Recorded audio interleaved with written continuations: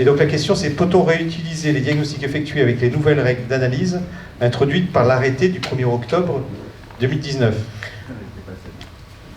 Alors, y a pas de, l'arrêté actuel ne dit pas que ce qu'on fait actuellement va être obsolète et qu'il va falloir tout refaire.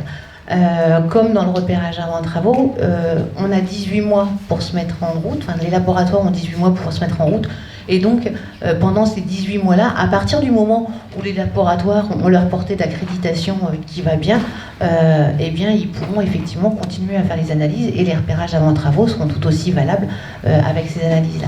Donc on peut imaginer... Mais il n'y a rien de... La DGT n'a pas été ni dans un sens ni dans un autre, c'est-à-dire qu'ils n'ont pas dit ni oui ni non, mais en nous laissant 18 mois de battement, globalement...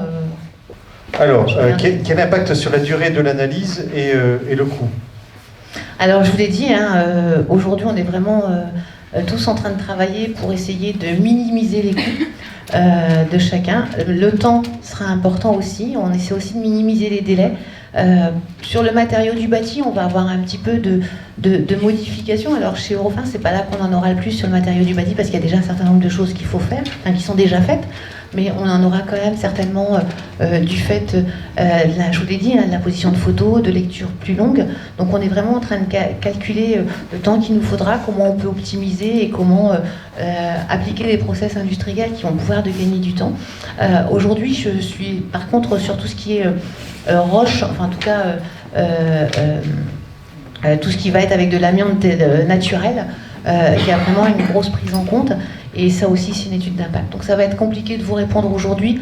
En tout cas, on sait très bien, à la fois pour les maîtres d'ouvrage et à la fois pour les diagnostiqueurs, que les temps sont durs, et on essaiera de faire, je crois, tous les laboratoires ont un consensus pour essayer de faire le mieux possible, mais je ne vois pas nos prix baisser tout de suite. Alors, avec ces évolutions réglementaires, on voit il y a plein de choses qui arrivent.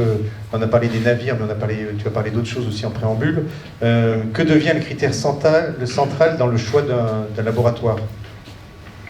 De façon tout à fait neutre et objective, je vous dirais que le critère central, c'est quand même l'accréditation du laboratoire, qu'il soit qu'OFRAC, c'est un minimum, qu'il faudra vérifier la portée d'accréditation, parce que là, dans les 18 mois qui vont arriver, l'ensemble des laboratoires vont passer leurs audits COFRAC ou pas.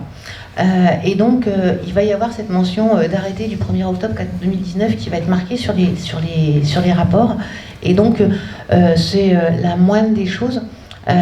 Et c'est le critère minimal, central et objectif qui va faire que, effectivement, votre laboratoire, le laboratoire doit être choisi. S'il n'a pas ses compétences en termes d'accréditation, voilà, c'est juste pas rigoureux. Après, il y a tout un tas de critères qui peuvent être le prix, le délai, la compétence et le côté sympathique du commercial. Voilà. Bravo, en tout cas, tu l'es. Merci Sophie, on peut applaudir Sophie Claus encore.